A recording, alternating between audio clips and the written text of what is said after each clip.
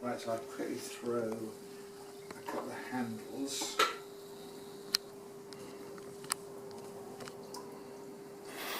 And it took me some time to realise that this was going on. Somebody brought me back a pot from Greece, and I thought, something sort of not odd about those handles.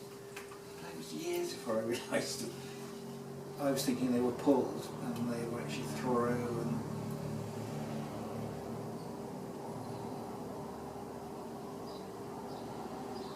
yeah, again, everybody will have heard this story, Captain. When I rediscovered it, was I was in America doing a series of lectures and demonstrations, and I got asked by some nuns to go and build a kiln with them in Connecticut.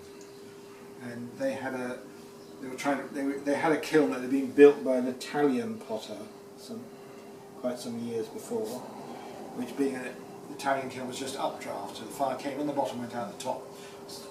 Fine for earthenware, no good for stoneware, which is what they wanted to produce. And in the course of the week that I was there, somebody mentioned that they'd made some film of this Italian potter, because he built this kiln and he made a lot of pots, filled it, fired it, and then went back to Italy. And I said, oh, can I see them? And they said, yes, we could organise it. It was in closed order. So they had to show this film in a room, leave a window open so I could stick my head in, because I wasn't allowed into the building. Yeah. And in this film, there's bits of him making, and one of them is him making these thrown handles. The light went on.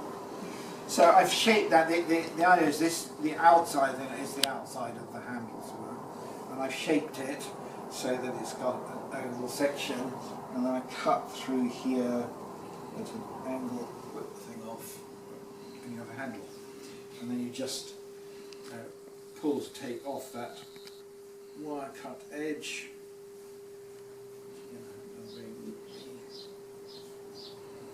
And very quickly you've got a handle.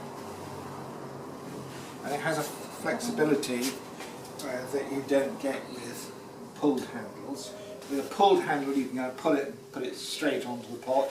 With these you have to let them dry a little bit before you put them onto a pot. It again depends a bit on the size of them.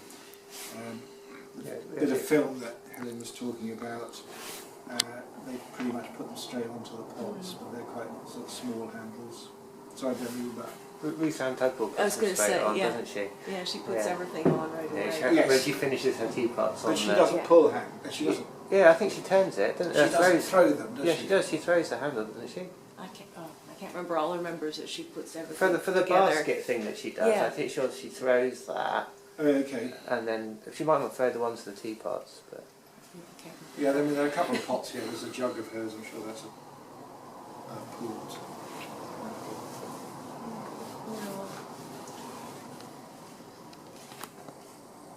And you can make them all sorts of obviously different profiles. I have been even throw hollow ones, so you can hollow handle bigger things. But it's a very quick way, and I say it's very flexible. And often I say if I was making mugs, I'd probably I would obviously be thrown smaller than that, but I'd be able to cut 3 handles out of one strip.